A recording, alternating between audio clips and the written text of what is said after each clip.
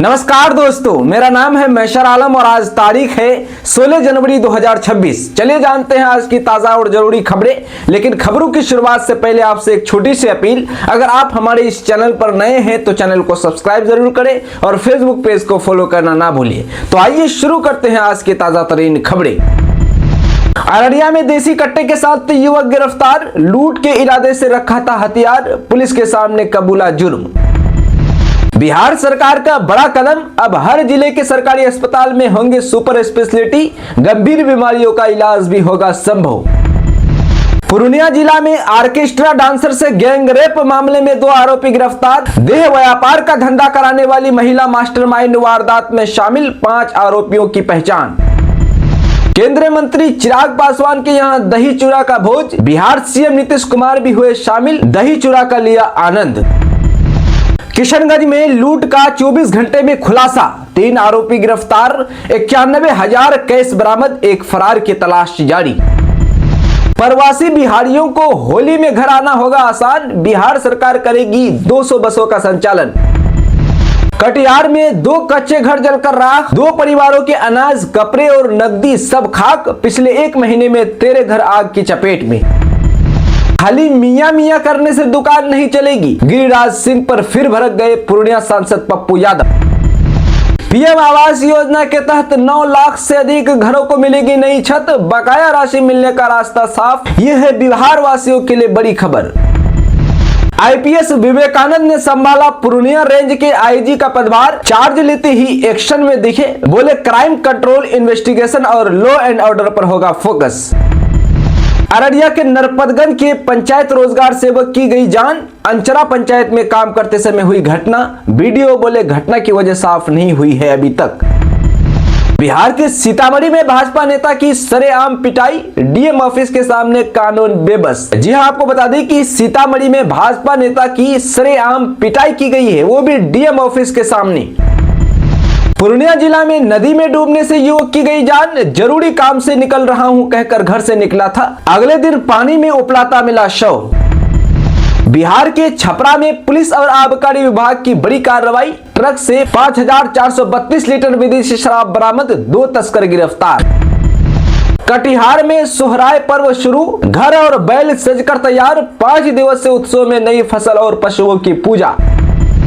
बिहार कांग्रेस को लग सकता है बड़ा झटका, भारतीय जनता पार्टी को बड़ी खबर का इंतजार, 6 एमएलए दे सकते हैं जोर का झटका। जी आपको बता दें कि कांग्रेस बिहार के 6 एमएलए दूसरे पार्टी में शामिल हो सकते हैं, ये बड़ी खबर है। बिहार के सुपौल जिले के राघोपुर में शराब माफिया का नंगा नाच, छापेमारी करने गई उत्पाद टीम पर ईंट पत्थरों से हमला, महिला दारोगा का सिर फटा, 7 गिरफ्तार। पूर्णिया गैंग रेप कांड, उप मुखिया का पति निकला दरिंदगी का मुख्य चेहरा, सांसद पप्पू यादव के साथ फोटो वायरल होने पर मचा सियासी घमासान। चिराग पासवान के दही चूड़ा भोज में जुटी राजनीतिक हस्तियां, तेज प्रताप को एनडीए ज्वाइन करने का ऑफर। जी हां, आपको बता दें कि चिराग पासवान के यहां दही चूड़ा भोज में आए हुए नेताओं ने तेज प्रताप के बारे में जिक्र किया कि तेज प्रताप को बीजेपी ज्वाइन करना चाहिए, एनडीए के साथ आना चाहिए, ये बड़ी खबर है। अररिया निवासी व्यक्ति का सड़क हादसे में गई जान, दूसरा व्यक्ति घायल, सुपौल से घर लौटते समय हुई घटना, अज्ञात बाइक ने मारी टक्कर, मामला दर्ज। पूर्णिया महेशखुंड 4 लेन सड़क का काम शुरू, 4,000 करोड़ की लागत से बनेगा, 31 पर 143 किलोमीटर रोड, आवागमन होगा आसान। कटिहार के परिहारपुर गंगा धाम में धेलबंदा मेला शुरू, मन्नत के लिए वट वृक्ष में महिलाएं बंधती है धेला, लाखों श्रद्धालु पहुंचे, सुरक्षा के इंतजाम। कटिहार एसपी ने नवनियुक्त सिपाहियों के प्रशिक्षण का निरीक्षण किया, गतिविधियों, अनुशासन और शारीरिक दक्षता का सूक्ष्म किया अवलोकन। किशनगंज जिले का मझिया पुल जल्द बनेगा, 2017 की बाढ़ में टूटा था, पुल के बनने से आवागमन में होगा आसान, लोगों की लंबे समय से थी ये मांग। बिहार के सुपौल में new Jhajha Baijnathpur rail bypass का सीआरएस, जिले को मिलेगी 2 नए जंक्शन की सौगात, सुपौल के लोगों में खुशी की लहर। बिहार में उद्योगों का बिछेगा जाल, 7 निश्चय 3 के तहत सिंगल विंडो सिस्टम से निवेश हुआ आसान, उद्योग मंत्री दिलीप जायसवाल ने दी बड़ी जानकारी। बिहार के उप मुख्यमंत्री विजय सिन्हा की सख्ती का असर, 1 लाख रुपए रिश्वत लेते गिरफ्तार राजस्व कर्मी हुआ बर्खास्त, निगरानी ने घूस लेते किया गिरफ्तार। बड़ी खबर अररिया जिला से है। बैटरी, इन्वर्टर और मोटर पंप चुराने वाले पकड़े गए। अररिया स्कूल चोरी मामले में 3 गिरफ्तार, 2 फरार, FIR दर्ज। अररिया के जोकीहाट में 4 अवैध सेंटर सील, स्वास्थ्य विभाग ने नर्सिंग होम अल्ट्रासाउंड पर की कार्रवाई, आवश्यक कागजात जमा करने के निर्देश। किशनगंज के बहुचर्चित सुरजीत कांड में पुलिस को बड़ी सफलता मिली है। 16 वर्षीय छात्र देवनंदन रॉय उर्फ सुरजीत की गई जान के मामले में एक नामजद अभियुक्त जीशान को पश्चिम बंगाल से गिरफ्तार किया गया है। परिजनों ने एक कोचिंग संचालक पर शारीरिक शोषण, ब्लैकमेलिंग और मानसिक प्रताड़ना का आरोप लगाया था। दोस्तों, अधिकांश राज्यों में इस समय घना कोहरा, कड़ाके की ठंड और शीतलहर चल रही है। उत्तर प्रदेश और बिहार समेत कई राज्यों में भीषण ठंड पड़ रही है। बिहार में अगले 3 से 4 दिनों तक राज्य के अधिकांश हिस्सों में घना कोहरा छाए रहने की संभावना है। बिहार के कुछ जिलों में धूप खिली है, लेकिन कड़ाके की ठंड जारी है। ठंडी हवाओं से लोग कांप रहे हैं। मौसम विभाग के अनुसार अगले 3 दिनों तक मौसम की स्थिति ऐसे ही रहने की संभावना है। 18 जनवरी को पश्चिमी विक्षोभ सक्रिय हो जाएगा। इस दौरान उत्तर और पश्चिमी बिहार में बादल छाए रहने की संभावना है। हालांकि कुछ क्षेत्रों में हल्की बूंदाबांदी भी हो सकती है। पटना मौसम केंद्र के अनुसार गुरुवार को राज्य के 8 जिलों पूर्वी और पश्चिमी चंपारण, शिवहर, सीतामढ़ी, मधुबनी, सुपौल, अररिया और किशनगंज में घने कोहरे के लिए पीली चेतावनी जारी की गई है। मौसम विभाग के अनुसार पटना में 19 जनवरी 2026 तक मौसम शुष्क रहेगा। सुबह के समय कोहरा छाए रहने की संभावना है, जबकि दिन बढ़ने के साथ आसमान साफ हो जाएगा। अब जनरल मेडिसिन, सर्जरी, हृदय रोग का कैशलेस इलाज। सीमांचल मेट्रो हॉस्पिटल में आयुष्मान भारत का विस्तार, डिस्चार्ज के समय दवाएं मुफ्त। आपको बता दें कि कटिहार के ललियाही स्थित सीमांचल मेट्रो हॉस्पिटल में मकर संक्रांति से आयुष्मान भारत योजना के तहत इलाज की सुविधाओं का विस्तार किया गया है। अब अस्पताल में जनरल मेडिसिन, जनरल सर्जरी और हृदय रोग से संबंधित मरीजों को आयुष्मान कार्ड के माध्यम से उपचार मिलेगा। इस योजना के तहत मरीज अपना आयुष्मान भारत गोल्डन कार्ड दिखाकर 5 लाख रुपए तक का कैशलेस इलाज करा सकेंगे। ये सुविधा कटिहार और आसपास के इलाकों के मरीजों के लिए बड़ी राहत साबित होगी।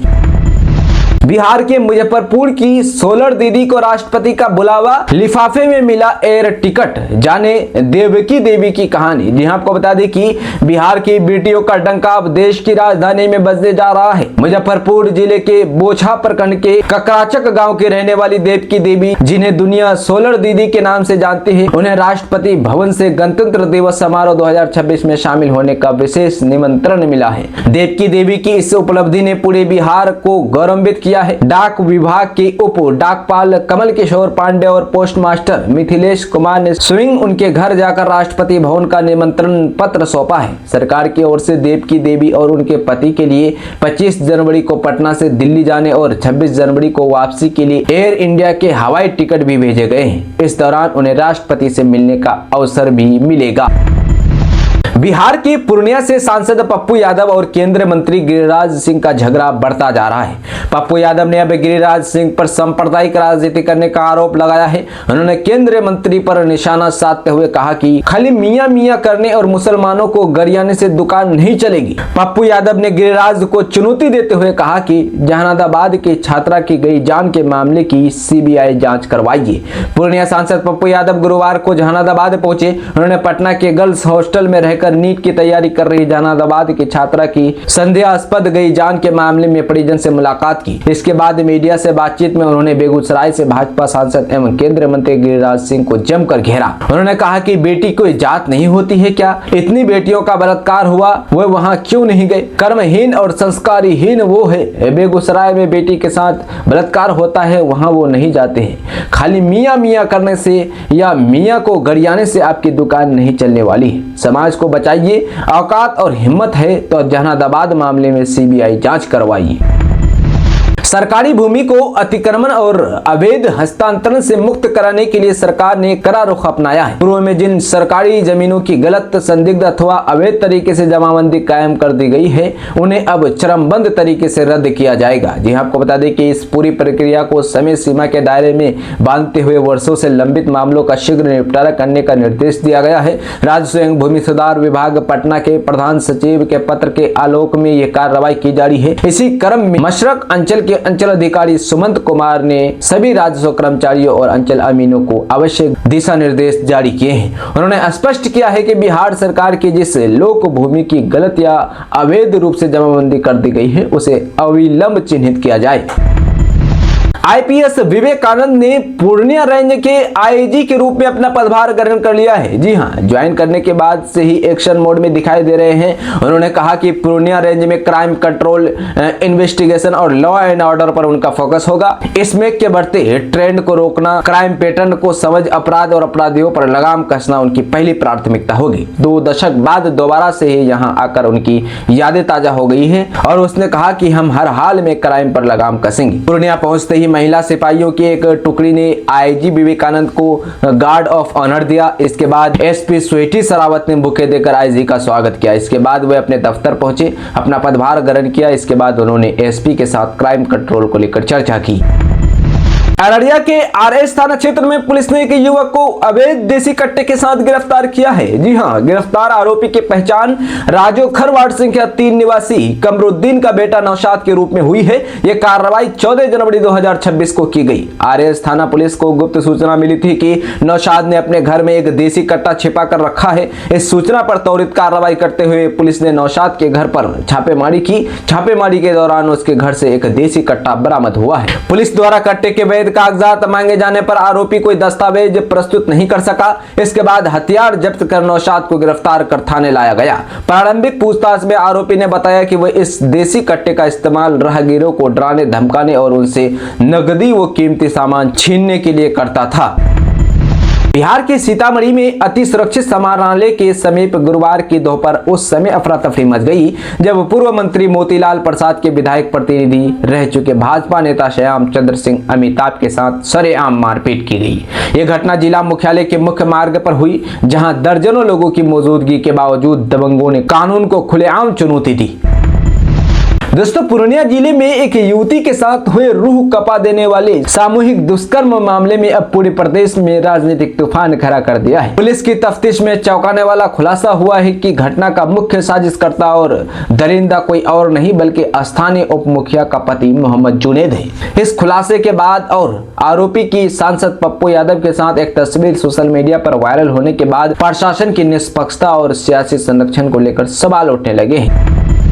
अररिया के सदर प्रखंड अंतर्गत बोची गांव में एक पीसीसी सड़क निर्माण को लेकर विवाद खड़ा हो गया है। लगभग 300 से 400 मीटर लंबी इस सड़क के बीचों बीच 2 आम के पेड़ होने के कारण ये अनुपयोगी साबित हो रही है। ग्रामीणों के अनुसार सड़क इतनी संकड़ी है कि साइकिल का गुजरना भी मुश्किल है। 4 पहिया वाहनों की आवाजाही संभव नहीं है। ग्रामीणों का आरोप है कि सड़क निर्माण के दौरान इन आम के पेड़ों को हटाया नहीं गया बल्कि उन्हें बीच में छोड़कर ही कंक्रीट की ढलाई कर दी गई। इसके परिणाम स्वरूप ये मार्ग अब केवल दिखावे का बनकर रह गया है और सरकारी धन का दुरुपयोग हुआ है। ग्रामीणों ने सवाल उठाया है कि जब सड़क का कोई व्यवहारिक उपयोग नहीं तो इतनी बड़ी राशि खर्च करने का क्या औचित्य था। किशनगंज जिले में पुलिस ने एक बड़ी लूट की घटना का 24 घंटे के भीतर खुलासा कर दिया है। जी हां, 12 जनवरी की रात किशनगंज थाना क्षेत्र के पतलवा 3 मुहानी के पास हुई इस वारदात में 3 आरोपियों को गिरफ्तार किया गया है। पुलिस ने लूटे गए 91,100 रुपये नकद, 5 mobile phone, 1 motorcycle, 2 power bank और एक स्लिप निकालने वाले डिवाइस को भी सफलतापूर्वक बरामद कर लिया है। यह घटना LT finance company Baluganj branch Katihar के फ्रंट लाइन ऑफिसर FLO 30 वर्षीय अनिल कुमार और उनके सहकर्मी सुशांत कुमार के साथ हुई थी। अनिल कुमार जो पूर्णिया जिले के बरहड़ा कोठी थाना क्षेत्र के जयनगर निवासी शंकर मंडल के पुत्र है, किशनगंज क्षेत्र में कलेक्शन का काम पूरा कर रात करीब 8 बजे बालूगंज लौट रहे थे। आपको बता दें कि उस व्यक्ति से मोबाइल फोन और अन्य सामान लूट लिए। इसी दौरान 4 अज्ञात अपराधियों ने 2 मोटरसाइकिलों पर सवार होकर उनका रास्ता रोका और हथियार के बल पर उनसे नकद राशि, मोबाइल फोन और अन्य सामान लूट लिया। पीड़ित अनिल कुमार ने तत्काल किशनगंज थाने को घटना की सूचना दी, जिसके आधार पर FIR दर्ज की गई और सामान सफलतापूर्वक मिल गया है।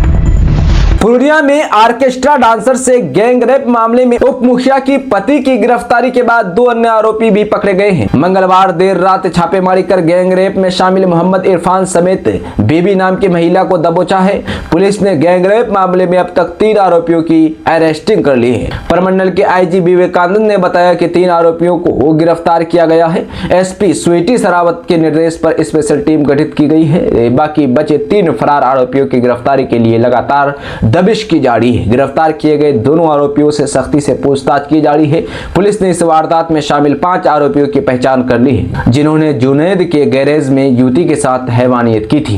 गिरफ्तार आरोपियों से मिले सुराग के आधार पर बहुत जल्द सभी दरिंदे सलाखों के पीछे होंगे। उन्होंने कहा कि किसी भी लड़की के साथ इस तरह की घटना होना अक्षम्य है, इसका कोई जस्टिफिकेशन नहीं हो सकता है। लड़की के साथ गलत हुआ है, पुलिस के लिए यही काफी है। इसी पर ध्यान में रखते हुए सख्त कार्रवाई की जाएगी।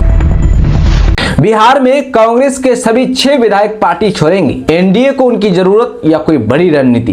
जी हां, आपको बता दें कि बिहार में कांग्रेस के सिर्फ 6 विधायक हैं। इन दिनों कांग्रेस के इन सभी विधायकों के टूटकर एनडीए का दामन थामने की चर्चा जोरों पर है। कांग्रेस विधायकों के पार्टी छोड़ने की बात कई दिनों से सुनी जा रही थी, लेकिन मकर संक्रांति पर्व पर बिहार कांग्रेस के दही चूड़ा भोज में जब इन 6 में से एक भी विधायक नहीं पहुंचा तो उनके कांग्रेस छोड़ने की बात में दम नजर आने लगा। हालांकि सवाल यह है कि बिहार में एनडीए के पास भरपूर सीटें हैं, उसे सरकार को बचाए रखने के लिए किसी के समर्थन की जरूरत नहीं है। तब फिर वो कांग्रेस के 6 विधायकों पर क्यों डोरे डालेगी? तब फिर कांग्रेस के विधायकों के पार्टी छोड़ने की तैयारी करने के दावे को कितना सच माना जाए? राज्य के सत्ताधारी दलों के कई नेता ये दावा कर चुके हैं कि कांग्रेस के सभी 6 विधायक राष्ट्रीय जनतांत्रिक गठबंधन एनडीए के संपर्क में है। ये अटकलें तब और तेज हो गई जब पार्टी के पारंपरिक दही चूड़ा भोज में सभी 6 विधायक गैर मौजूद रहे। कटिहार जिला के समेली प्रखंड अंतर्गत मलहरिया पंचायत के बखरी नया टोला गांव वार्ड संख्या 12 में देर रात भीषण आग लग गई। इस घटना में डोली देवी और दीपू मंडल के 2 कच्चे घर पूरी तरह जलकर खाक हो गए, जिससे दोनों परिवार बेघर हो गए हैं। अग्निपीड़ित डोली देवी पति प्रभु मंडल ने बताया कि आग लगते ही उन्हें बच्चों को लेकर बाहर भागना पड़ा। वे घर का कोई भी सामान नहीं बचा सकी। अनाज, कपड़े, बर्तन और नकदी सहित उनका सारा सामान आग की भेंट चढ़ गया है। वहीं दीपू मंडल पिता शीतल मंडल ने बताया कि पिता के निधन के बाद यही घर उनका एकमात्र सहारा था। अब सब कुछ जल जाने के बाद परिवार के भरण पोषण की चिंता सता रही है। कटिहार जिला के सालमारी कॉलेज चौक पर स्थापित संविधान निर्माता भारत रत्न डॉक्टर भीमराव अंबेडकर की प्रतिमा स्थल भारी वाहनों की आवाजाही से क्षतिग्रस्त हो गया है। सड़क और रेलवे ट्रैक निर्माण कार्य में लगे बड़े बड़े हाईवा और ट्रकों के लगातार गुजरने से प्रतिमा का चबूतरा एवं आसपास का ढांचा टूट गया है। इस घटना को लेकर स्थानीय लोगों में गहरा आक्रोश व्याप्त है।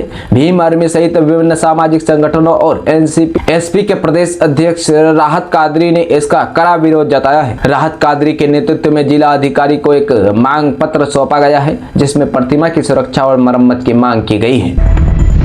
बिहार सरकार का अहम फैसला, 11 जिला अस्पताल और 180 सीएचसी बनेंगे विशिष्ट चिकित्सा केंद्र। जी हां, आपको बता दें कि मुख्यमंत्री के साथ निश्चित 3 के विजन के तहत प्रथम चरण में राज्य के 11 जिला अस्पतालों और 180 प्रखंड स्तरीय सामुदायिक स्वास्थ्य केंद्रों के प्रसूति शल्य कक्षों को विशिष्ट चिकित्सा केंद्र के रूप में विकसित किया जाएगा। ये जानकारी राज्य के स्वास्थ्य मंत्री मंगल पांडे ने गुरुवार को दी है। उन्होंने कहा कि बिहार की स्वास्थ्य व्यवस्था एक बड़े बदलाव के दौर में प्रवेश कर रही है। मातृ एवं शिशु मृत्यु दर को कम करने के उद्देश्य से राज्य सरकार स्वास्थ्य सेवाओं और आधारभूत संरचना को सुदृढ़ करने की दिशा में निरंतर कार्य कर रही है। उन्होंने कहा कि पहले चरण में 11 जिला अस्पताल जिन्हें विशिष्ट चिकित्सा केंद्र बनाया जाएगा, उसमें बेगूसराय, भोजपुर, पूर्वी चंपारण, सिवान, सीतामढ़ी, वैशाली, अररिया, बांका, मुजफ्फरपुर, नालंदा और सहरसा जिला अस्पताल है। सभी जिलों को मिलाकर कुल 180 सामुदायिक स्वास्थ्य केंद्रों को भी चिन्हित किया गया है, ताकि ग्रामीण क्षेत्रों के मरीजों को उनके घर के पास ही विशेष चिकित्सा सेवाएं दी जा सके।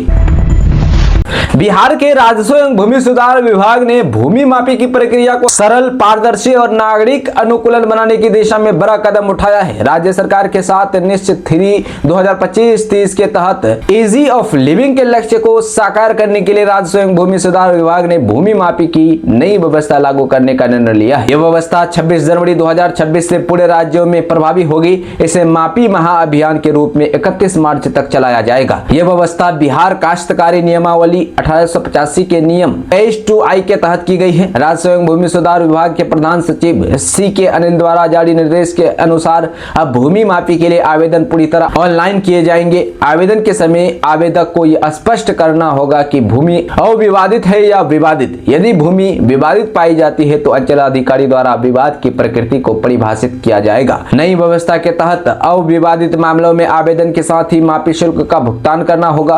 ग्रामीण क्षेत्रों में यह शुल्क 500 रुपये प्रति खेसरा और शहरी क्षेत्रों में 1000 रुपये प्रति खेसरा निर्धारित किया गया है। तत्काल मापी के मामलों में यह राशि दोगुनी होगी। अविवादित मामलों में उपलब्ध चौहद्दीकरण को स्वतः नोटिस निर्गत कर 7 दिनों के भीतर मापी पूरी की जाएगी।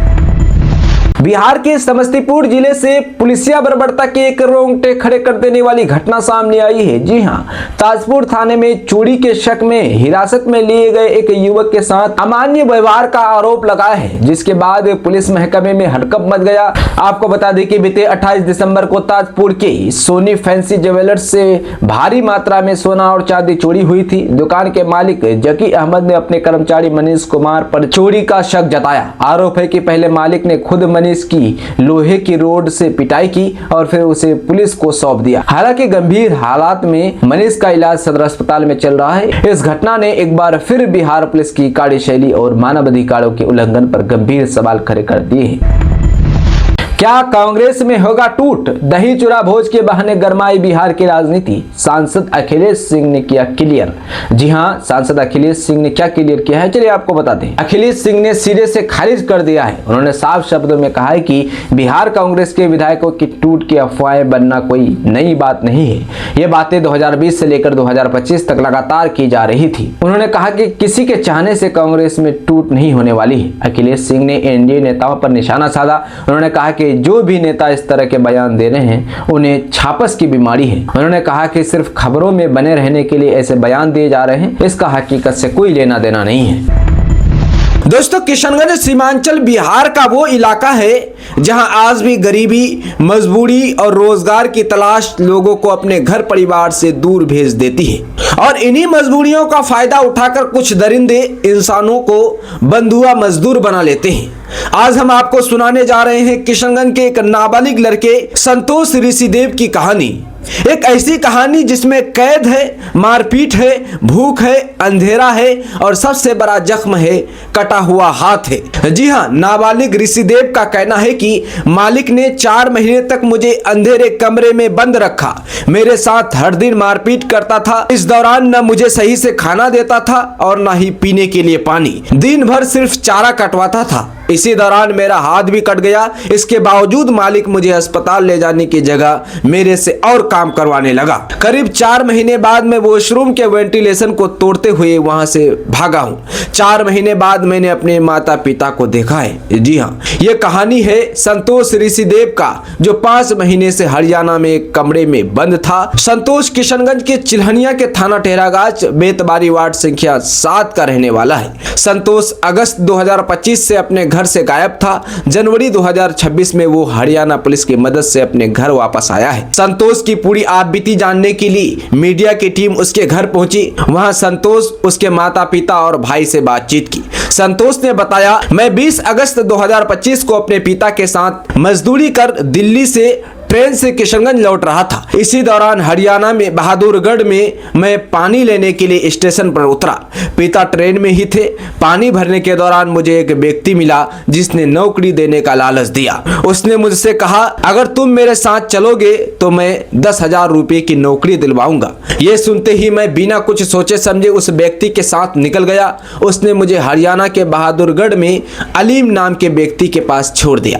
पहले तो अलीम ने मुझसे बहुत अच्छे से बात की, मुझे अपने घर में बैठाया, खाना खिलाया। इसके बाद मुझे एक कमरे में ले गया। वहां जैसे ही मैं घुसा मुझे थोड़ा अजीब लगा। पूरा रूम अंधेरे में था। एक कोने में वहां चारा मशीन रखा था। उसने मुझे वहां बैठाया और कहा, अब तुम्हारा ठिकाना यही है, तुम हर दिन यही काम पर चारा काटोगे और इसी कमरे में बंद रहोगे। ये बात सुनते ही मैं डर गया और वहां से निकलना चाहा, लेकिन उसने मुझे वहां से भागने नहीं दिया। अलीम हर दिन मुझे सिर्फ 4 रोटी दिया करता था। मेरी भूख 10 रोटी की रहती थी, लेकिन आधे पेट खाकर मुझे सोना पड़ता था। इसी तरह मैंने 2 महीने उस कमरे में गुजारा। नवंबर महीने में एक दिन मैं मशीन में चारा काट रहा था। इसी दौरान मेरा हाथ मशीन में चला गया। इसकी वजह से मेरा बायां हाथ कट गया। मैंने अलीम को बहुत चिल्लाया लेकिन वो वहां पर नहीं आया। मैं दर्द से तड़पता रहा लेकिन मुझे देखने कोई नहीं आया। मैं रोता रहा। करीब 5 घंटे बाद अलीम कमरे में आया और उसने मेरे हाथ पर पट्टी बांध दी और कहा, पट्टी बांधने से सब कुछ ठीक हो जाएगा। अब ये लो और चारा, सबको कल तक काट देना। मैं दर्द से परेशान था। इसके बावजूद मुझे काम करना पड़ा। करीब 1 महीने तक काम करने के बाद एक दिन मैं बाथरूम के वेंटिलेशन से बाहर भाग गया। इससे पहले भी मैं कई बार भागना चाहता था लेकिन मैं भाग नहीं पा रहा था। मुझे हिम्मत नहीं हो रही थी। दिसंबर में मैं भागकर 150 किलोमीटर दूर नूह पहुंचा। मैं पागल की तरह इधर उधर भाग रहा था। इसी दौरान मुझे कुछ टीचर ने हाथ में घाव देखते हुए अस्पताल में भर्ती करवाया। उन्होंने पुलिस को भी इसकी जानकारी दी। नूह की पुलिस मौके पर पहुंचकर मुझसे पूछताछ की। इसके बाद मेरा अस्पताल में इलाज करवाया। करीब 1 महीने तक इलाज करवाने के बाद पुलिस की टीम ने ही मुझे किशनगंज की ट्रेन में बैठाकर मुझे नूह से भेजा है। 11 जनवरी को मैं अपने घर पहुंचा हूं। संतोष के भाई जितेंद्र ने बताया वे अपने कई साथियों के साथ दिल्ली में खेतीबाड़ी का काम करते थे। अगस्त में पहले उनके 2 भाई और पिता दिल्ली से बिहार के लिए रवाना हुए। वे ट्रेन से बिहार जा रहे थे। जब तीनों बहादुरगढ़ के रेलवे स्टेशन पहुंचे तो वहां से संतोष और उसका दूसरा भाई ट्रेन से उतर गया। संतोष को बहादुरगढ़ रेलवे स्टेशन से उसे एक अज्ञात व्यक्ति 10,000 रुपए महीने देने की बात कहकर अपने साथ ले गया। दूसरा भाई भी कहीं निकल गया। जितेंद्र ने बताया जिस दिन दोनों गुम हो गया था उससे 10 दिन बाद मेरा एक भाई महेंद्रगढ़ में लावारिश अवस्था में मिला लेकिन संतोष का कोई सुराग नहीं लग पाया था। नूह की पुलिस के मुताबिक संतोष दिसंबर में अपना कटा हुआ हाथ लेकर नूह ताउडू रोड पर पैदल चल रहा था। रास्ते में ड्यूटी जा रहे 2 टीचरों की नजर संतोष पर पड़ी और उससे पूछताछ की लेकिन वह कुछ नहीं बता पाया। इसके बाद उन्होंने पुलिस को सूचना दी। संतोष के हाथ से खून बह रहा था, शरीर पर कपड़े नहीं थे। मौके पर पहुंची पुलिस और दोनों टीचरों ने संतोष को अस्पताल में भर्ती कराया। इसके कुछ देर बाद उसने बताया कि उसे कोई अज्ञात व्यक्ति अपने साथ ले गया था और वहां पर फसल कटाई का काम करवाता था। फसल कटाई करते समय उनका हाथ मशीन में आ गया जिससे उनका हाथ कट गया। इसके बाद शिक्षक लड़के को अस्पताल में बेहोशी की हालत में लाए थे। संतोष के भाई जितेंद्र ने बताया कि जो व्यक्ति संतोष को अपने घर काम कराने के लिए लेकर गया था वो जिंद जिला का रहने वाला है लेकिन गाँव के बारे में नहीं पता। वे लोग सुबह उसे घर में बांध कर रखते थे और शाम को काम करवाते थे।